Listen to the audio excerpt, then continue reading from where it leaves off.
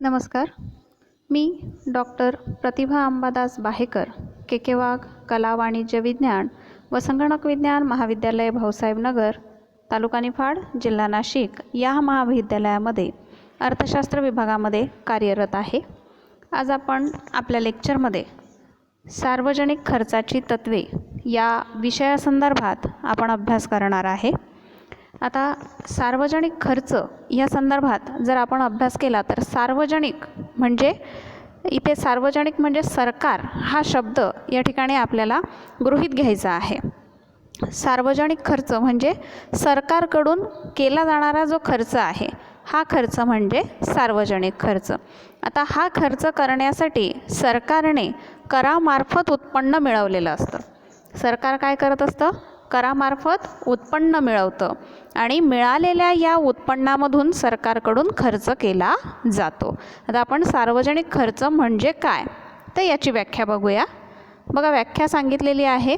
सार्वजनिक सत्ता अथवा सरकारकडून नागरिकांच्या सामूहिक गरजांच्या पूर्तीसाठी किंवा त्यांच्या सामाजिक व आर्थिक कल्याणात सुधारणा करण्यासाठी जो खर्च केला जातो त्याला सार्वजनिक खर्च म्हणतात. बघा, इथे काय म्हटलेलं आहे?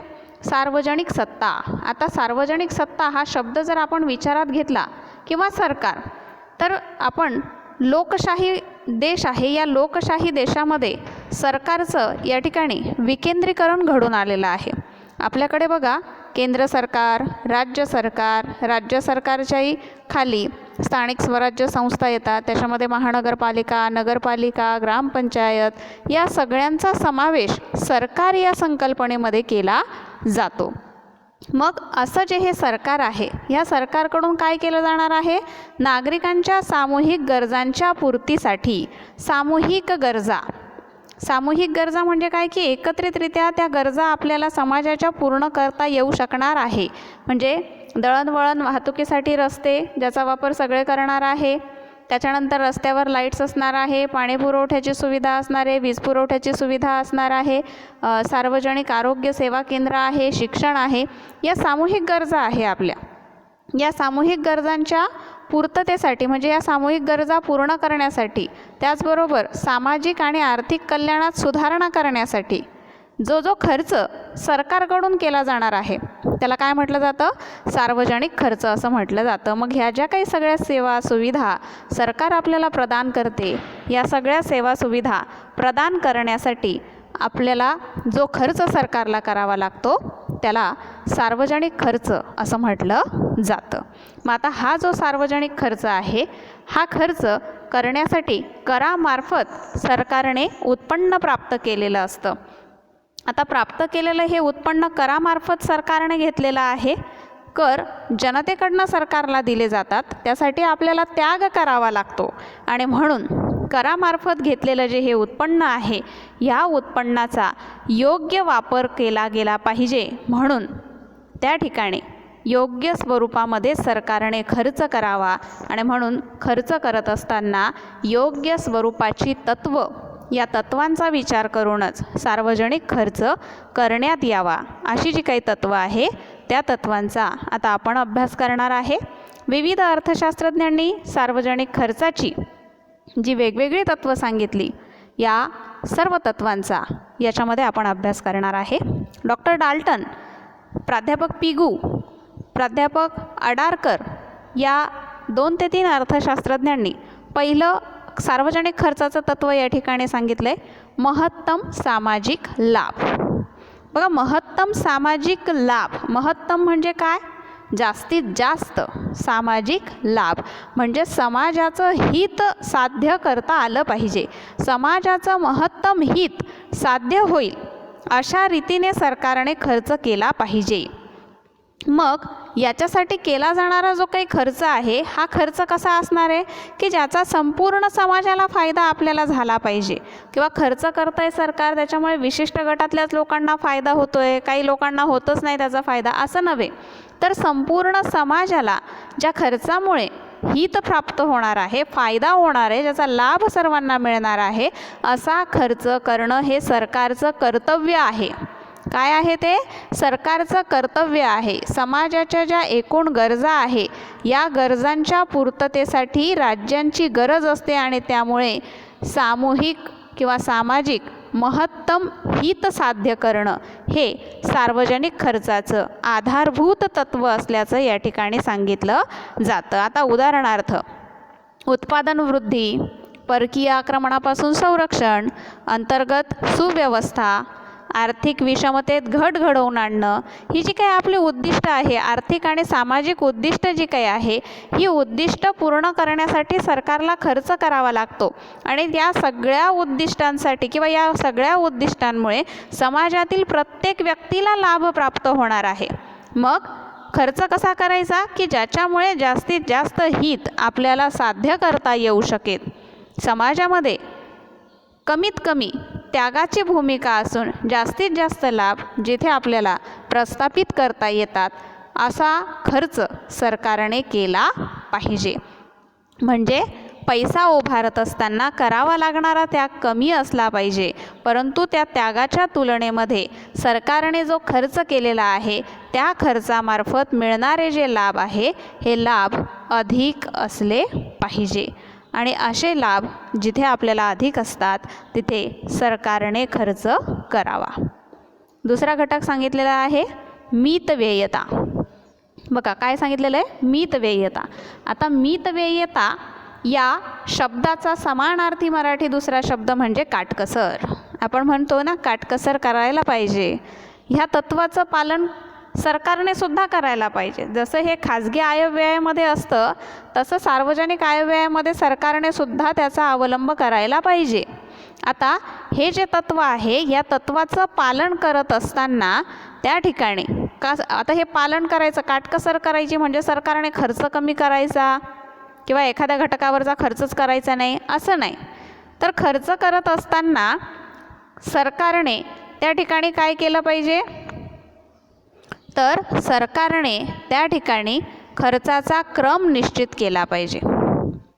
मग प्रथम प्राधान्य कशाला द्यायचं, त्याच्यानंतर कोणता खर्च आपण केला पाहिजे, तर असा प्राधान्यक्रम त्या ठिकाणी आपण ठरवला पाहिजे. मग खर्चाचा प्राधान्यक्रम आपण निश्चित केला की नंतर काय करायचं?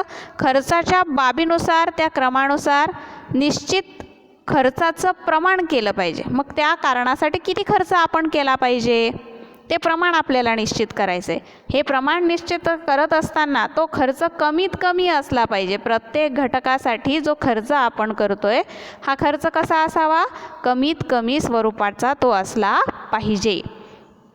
कमी खर्च करायचा म्हणजे कुठल्याही सेवा देत असताना त्या अतिशय दुय्यम दर्जाच्या असू नये.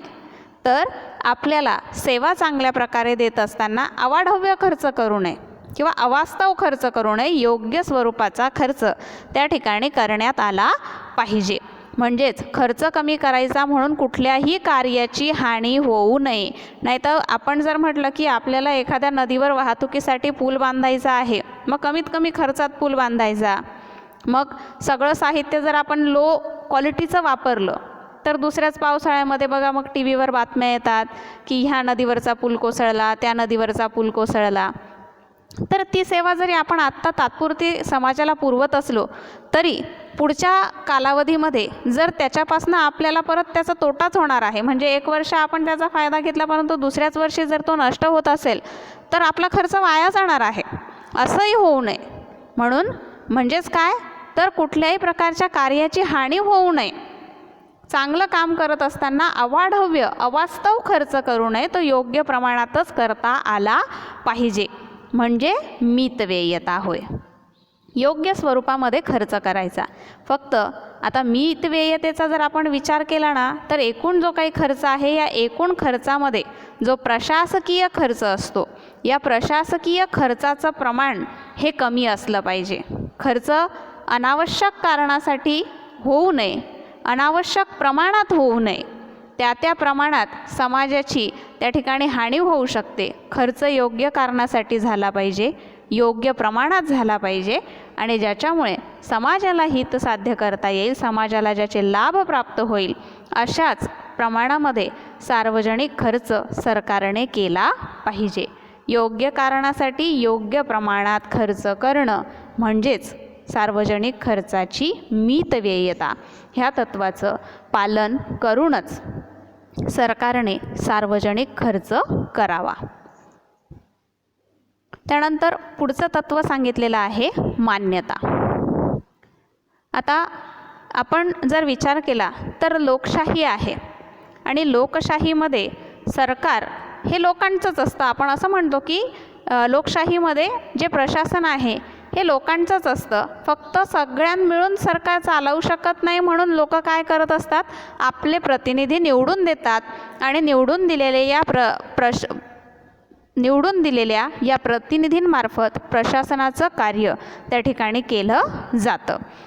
मग हे जे प्रतिनिधी आहे जनतेने निवडून दिलेले, तर यांच्यावरही अंकुश असला पाहिजे. सरकारला वाटेल तेवढ्या प्रमाणामध्ये खर्च करता येऊ नये किंवा पैशाच्या उधळपट्टीला आळा बसावा म्हणून या सरकारी अधिकाऱ्यांच्या खर्च करण्याच्या अधिकारावर अंकुश असावा म्हणून मान्यता हे तत्त्व सांगितलेलं आहे. सरकारला मान्यतेशिवाय खर्च करता येऊ शकत नाही. कुठल्याही कारणासाठी जर खर्च करायचा असेल तर तो पूर्वी मान्य करून घेतलेला असला पाहिजे, त्याला मंजुरी असली पाहिजे. मंजुरी असल्याशिवाय सरकारला खर्च करता येऊ शकणार नाही. बघा, दरवर्षी आपलं अंदाजपत्रक लोकसभेमध्ये प्रथमतः सादर केलं जातं. आगामी संपूर्ण वर्षाचा खर्च या अंदाजपत्रकामध्ये दिलेला असतो की पूर्ण वर्षभरामध्ये सरकार कोणकोणत्या कारणासाठी किती प्रमाणामध्ये खर्च करणार आहे. आता हे जे अंदाजपत्रक आहे हे अंदाजपत्रक आपल्याला लोकसभेमध्ये मंजूर करून घ्यावं लागतं. जर ते मंजूर झालं तरच तो खर्च सरकारला त्या प्रमाणामध्ये करता येतो. बघा, हे अंदाजपत्रक जर मंजूर झालं नाही, ते जर फेटाळलं गेलं तर सरकारवरचा अविश्वास निर्माण होतो आणि सरकारला राजीनामा द्यावा लागतो, आपलं पद सोडावं लागतं. म्हणजेच काय तर मान्यतेशिवाय सरकारला कोणताही खर्च करता येऊ शकत नाही. खर्चाचे अंदाज वर्तवले जातात थोड्याफार प्रमाणामध्ये. जर त्या कारणासाठी खर्च कमी पडत असेल तर त्या ठिकाणी त्याला पुरवणी सादर करता येऊ शकते. पुरवणी खर्च त्या ठिकाणी त्या अधिकाऱ्यांना मांडावा लागतो आणि तो मंजूर झाल्यास त्या खर्चाला नंतर मान्यता मिळाल्यानंतर तो खर्च त्या अधिकाऱ्यांना त्या ठिकाणी करता येईल. त्याचबरोबर सरकारने ज्या कारणासाठी खर्च मंजूर करून घेतलेला आहे त्याच कारणासाठी तो पैसा खर्च केला पाहिजे. आता उदाहरणार्थ एखादं धरण बांधायचं आहे आणि धरण बांधण्यासाठी जर खर्च मंजूर झालेला असेल, 10 कोटी रुपये जर धरण बांधण्यासाठी मंजूर करण्यात आलेले आहे तर ते 10 कोटी रुपये धरणासाठीच खर्च केले पाहिजे. नाही तर मग 8 कोटी रुपयांमध्ये धरण बांधायचं आणि उरलेले 2 कोटी रुपये वेगळ्या कारणासाठी खर्च करायचे, असं चालणार नाही. तर त्या 10 कोटी रुपयाचा पूर्ण हिशोब त्या धरणाच्या बांधकामामधूनच आपल्याला द्यावा लागणार आहे. मग मान्यता काय आहे? सरकारला खर्च करण्यापूर्वी तो खर्च मंजूर करून घ्यावा लागतो. ज्या कारणासाठी खर्च मंजूर केलेला आहे त्याच कारणासाठी तो पैसा खर्च करावा लागतो. त्यानंतर पुढचं तत्त्व सांगितलेलं आहे वाढावा. बघा, वाढावा म्हणजे आधिक्य. काय म्हणतो त्याला आपण? आधिक्य. बघा, प्रत्येक वेळेस सरकारने तुटच सहन केली पाहिजे असंही नाही. सरकारचं उत्पन्न आणि सरकारचा खर्च ज्या वेळेस सार्वजनिक खर्चापेक्षा उत्पन्न जास्त झालं तर वाढावा निर्माण होतो आणि या उलट परिस्थिती सार्वजनिक उत्पन्नापेक्षा जर सार्वजनिक खर्च जास्त असेल तर तूट निर्माण होते. तूट निर्माण झाली तर ती भरून काढण्यासाठी सरकारला कर्ज घ्यावं लागतं. मग हे कर्ज घेतल्यानंतर व्याजासकट त्याची परतफेड करावी लागते. म्हणजे काय होतं तर भांडवली जो काही खर्च आहे आपला, हा भांडवली खर्च सातत्याने वाढत जातो. म्हणून प्रत्येकच वेळेस सरकारने तूट सहन करावी असं नव्हे, तर सरकारने सुद्धा केलेला जो काही खर्च आहे हा खर्च उत्पादक कार्यासाठी जर वापरला तर त्यातनं वस्तू व सेवांचं उत्पादन होऊन जे उत्पन्न आहे ह्या उत्पन्नामध्ये वाढ घडून येऊ शकते. आणि उत्पन्न जर वाढलं, खर्चापेक्षा उत्पन्न अधिक झालं, तर सार्वजनिक खर्चावर नियंत्रण ठेवूनसुद्धा आपण काय करू शकतो, वाढावा निर्माण करू शकतो. म्हणजे सरकारचं उत्पन्न नाही वाढलं, परंतु खर्च जर आपण नियंत्रित केले असतील तर त्यामार्फतसुद्धा आपल्याला वाढावा निर्माण करता येऊ शकतं. उत्पादन जर वाढवलं, खर्चामुळे जर उत्पादन वाढत असेल तर त्यातूनसुद्धा आपल्याला वाढावा निर्माण करता येऊ शकेल. म्हणजे काय, सरकारने 10 कोटी रुपये खर्च केलेला आहे, मग तो एखादा वीज निर्मितीचा कारखाना, एखादं वीज निर्मितीचं केंद्र आहे, एखादी वीज निर्मितीचं केंद्र स्थापन करण्यासाठी सरकारने खर्च केला. मग आता तिथे वीज निर्मिती होती आहे, त्यामार्फत लोकांना विजेचा पुरवठा केला जातो आणि या विजेच्या बिलामार्फत सरकारला पैसे मिळत आहे, बरोबर. म्हणजे काय झालं की सरकारला उत्पन्नाचा स्रोत प्राप्त झाला ना त्या खर्चामुळे. सरकारचं उत्पन्न वाढत जातं आहे आणि मग या वाढलेल्या उत्पन्नामधून काय होणार आहे, वाढावा निर्माण होणार आहे. तर सरकारने असाही खर्च करावा की ज्याच्यामुळे सरकारला वाढावा निर्माण करता येऊ शकेल. त्यानंतर पुढचा घटक सांगितलेला आहे लवचिकता. सार्वजनिक खर्चामध्ये लवचिकता असली पाहिजे. आता ही लवचिकता खूप मोठ्या प्रमाणामध्ये असणार नाही, कारण सार्वजनिक खर्चाला मान्यतेचं सुद्धा तत्त्व आहे, मान्यता लागते, त्याशिवाय खर्च करता येऊ शकत नाही. पण काही प्रमाणामध्ये लवचिकता देण्यासाठी किंवा लवचिकता असावी यासाठी काही सरकारी अधिकाऱ्यांना तसे अधिकार प्रदान करण्यात आलेले आहे. सरकारला देशातील परिस्थितीनुसार व आवश्यकतेनुसार परिवर्तनशील त्या ठिकाणी असलं पाहिजे. देशाची जी काही परिस्थिती आहे या परिस्थितीला अनुसरून आवश्यकतेनुसार सरकारने खर्च त्या ठिकाणी केले पाहिजे, सरकारला खर्च करणं शक्य झालं पाहिजे. आता सध्याची परिस्थिती जर आपण विचारात घेतली तर बघा, ज्यावेळेस अंदाजपत्रक सादर केलं होतं त्यावेळेस आपल्याही सरकारला माहिती नव्हतं की कोरोना निर्माण होणार आहे आणि त्या परिस्थितीमध्ये आर्थिक मंदीची परिस्थिती निर्माण होऊ शकते किंवा आरोग्य क्षेत्रावर आपल्याला सर्वात जास्त खर्च करावा लागणार आहे. तर याची मान्यता आपण घेतलेली नाही आहे पूर्वी, बरोबर की नाही. म्हणून मग सरकारने खर्चच करायचा नाही का त्याच्यासाठी, असं नाही. मग त्या खर्चाचा उपयोगच होणार नाही जनतेला. मग सरकारला आता अशी परिस्थिती उद्भवलेली आहे, तर या परिस्थितीमध्ये आरोग्य क्षेत्रावर सरकारने खर्च केला पाहिजे आणि आरोग्य क्षेत्रावर खर्च करण्यासाठी तात्काळ त्याला मंजुरी देणं, त्या घटकासाठी तात्काळ मंजुरी देणं किंवा त्या वरिष्ठ अधिकाऱ्यांना अशा परिस्थितीमध्ये ह्या अधिकारांचा वापर करता येऊ शकतो आणि त्या अधिकारामार्फत त्या ठिकाणी सार्वजनिक खर्चामध्ये वाढ किंवा घट करणं त्यांना शक्य होऊ शकतं. फक्त कशासाठी, अपवादात्मक परिस्थितीमध्ये देशातील परिस्थितीनुसार किंवा आवश्यकतेनुसार ज्यावेळेस खर्चाचं परिवर्तन करायचं असेल त्यावेळेस ते परिवर्तन करण्यासाठी त्या ठिकाणी सरकारला किंवा सरकारी अधिकाऱ्यांना मर्यादित त्या ठिकाणी स्वातंत्र्य दिलं जातं, त्याला लवचिकता असं त्या ठिकाणी म्हटलं जातं. म्हणजे आवश्यकतेनुसार लोकांना जेवढे लाभ प्राप्त होऊ शकतील त्या ठिकाणी तो खर्च त्या अधिकाऱ्यांना करण्याचे अधिकार किंवा स्वातंत्र्य त्या अधिकाऱ्यांना दिले जाईल. त्यानंतर पुढचं तत्त्व सांगितलेलं आहे उत्पादकता. बघा, उत्पादकता ज्या सार्वजनिक खर्चामुळे राष्ट्राच्या उत्पादन शक्तीत प्रत्यक्ष किंवा अप्रत्यक्ष वाढ होईल असा खर्च उत्पादक समजला जातो.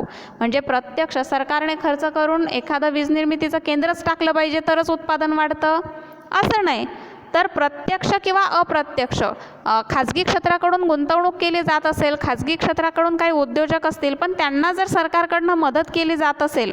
आता पायाभूत सेवा सुविधा सरकार पुरवते, पाणी पुरवठा आहे, वीज पुरवठा आहे, वाहतूक दळणवळण आहे. जर वाहतूक दळणवळणाची सुविधा नसतील, रस्ते नसतील तर उत्पादक त्या ठिकाणी उत्पादन करून त्याची विक्री करू शकणार नाही, बरोबर की नाही. मग जर त्याला विक्री करता येऊ शकत नसेल तर तो उत्पादनसुद्धा वाढवू शकणार नाही.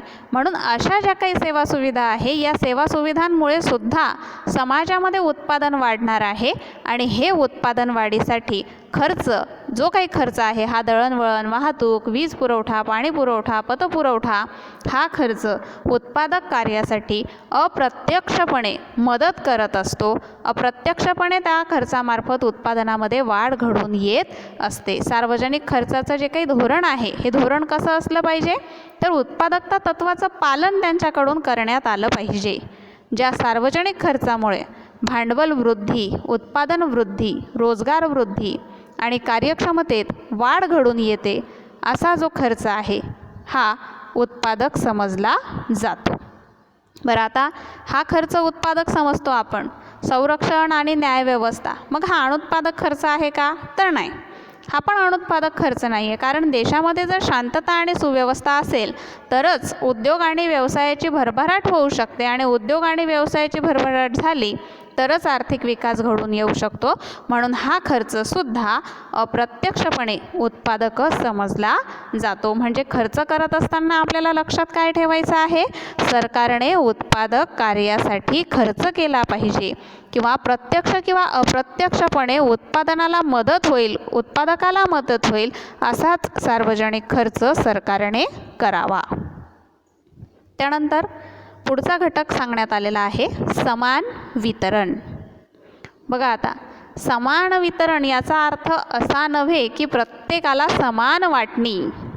आता इथे समान वितरण म्हणजे न्याय्य वितरण, न्याय प्रस्थापित झाला पाहिजे समाजामध्ये. न्याय्य वितरणाची जी काही जबाबदारी आहे ही जबाबदारी सरकारची असते. सार्वजनिक आयव्यय त्या वितरणाचे साधन आहे. न्याय्य वाटप करायचं असेल तर या सार्वजनिक आयव्ययामार्फतच आपल्याला न्याय्य वाटप करता येऊ शकतं. बघा, समाजामध्ये काही लोक श्रीमंत आहे, काही लोक गरीब आहे. मग जे लोक श्रीमंत आहे, एक बाजू आहे समाजाची श्रीमंत लोकांची, मग या श्रीमंत लोकांकडून कराद्वारे समाजाकडून काढून घेतलेली जी काही रक्कम आहे ही रक्कम सरकारने करामार्फत काढून घेतली, ती आता कोणाकडे आली, सरकारकडे आली. मग सरकारने जे हे उत्पन्न प्राप्त केलं ह्या उत्पन्नामधून मोफत शिक्षण देण्यासाठी, आरोग्यविषयक सेवा सुविधा पुरवण्यासाठी, स्वस्तामध्ये घरं देण्यासाठी, आर्थिकदृष्ट्या मागासलेले जे काही कुटुंब आहे यांना विशेष सोयी सुविधा सवलती देण्यासाठी जर हा पैसा खर्च केला तर त्या ठिकाणी गरिबांच्या उत्पादनामध्ये भर पडेल. म्हणजेच काय, तर त्यांचं जे राहणीमान आहे या राहणीमानामध्ये वाढ घडून येईल. मग जे श्रीमंत आहे त्यांच्याकडनं काढून त्यांची उपयोगिता कमी केली किंवा त्यांचा आर्थिक स्तर कमी केला आणि तो खर्च गरिबांसाठी करून त्यांचा आर्थिक स्तर उंचावला तर आपलं समान वितरण घडून येईल. आणि हे समान वितरणाचं कार्य आपल्याला या सार्वजनिक खर्चामार्फतच करता येऊ शकतं. सार्वजनिक उत्पन्न प्राप्त करण्याशीही त्याचा संबंध आहे. म्हणजेच अशा प्रकारे समान वितरण जर आपल्याला प्रस्थापित करायचं असेल तर हे समान वितरण प्रस्थापित करण्यासाठी आपल्याला सार्वजनिक आयव्यय हे अत्यंत महत्त्वाचं आहे किंवा याच्यामार्फतच आपल्याला ते करता येऊ शकतं. म्हणून खर्च करत असताना त्या ठिकाणी कसा करावा, तर गरिबांना जास्तीत जास्त लाभ प्राप्त करता येऊ शकतील अशा प्रमाणामध्ये खर्च करून न्याय्य स्वरूपाचं वितरण या ठिकाणी करता येऊ शकेल अशाच प्रमाणामध्ये सार्वजनिक खर्च केला गेला पाहिजे. त्यानंतर पुढचं तत्त्व सांगितलेलं आहे समन्वय. बघा, आता याच्यामध्ये जर आपण विचार केला तर आपण सुरुवातीलाच पाहिलं की लोकशाहीमध्ये सरकार जे आहे हे सरकार त्या ठिकाणी विकेंद्रित आहे. केंद्र सरकार, राज्य सरकार, स्थानिक स्वराज्य संस्था आहे. मग हे जे सगळे आहे या सगळ्यांचा समावेश आपण सरकारमध्ये केला जातो. मग या सगळ्यांनी केलेला जो काही खर्च आहे त्या खर्चाला आपण सार्वजनिक खर्च म्हणतो. मग ह्या प्रत्येकाकडून केला जाणारा जो काही खर्च आहे या खर्चामध्ये समन्वय असणं आवश्यक आहे. काय असलं पाहिजे, या खर्चामध्ये समन्वय असला पाहिजे. बरोबर, समन्वय असला पाहिजे. म्हणजेच काय, तर त्या खर्चाची पुनरावृत्ती होऊ नये. मग केंद्र सरकारने धरणासाठी खर्च मंजूर केला आणि ते धरण राज्य सरकारच्या अखत्यारीत कुठल्या तरी राज्य सरकारने पण त्याच्यासाठी खर्च मंजूर केला तर तो खर्च डबल होणार आहे. अशी पुनरावृत्ती होऊ नये. एकाच कामाची जबाबदारी तिन्ही लोकांकडे सोपवली तर तिहेरी खर्च होईल. त्याच्यातनं सार्वजनिक खर्चाचा अपव्यय होऊ शकतो. उत्पन्न जे आहे हे उत्पन्न वाया जाऊ शकतं.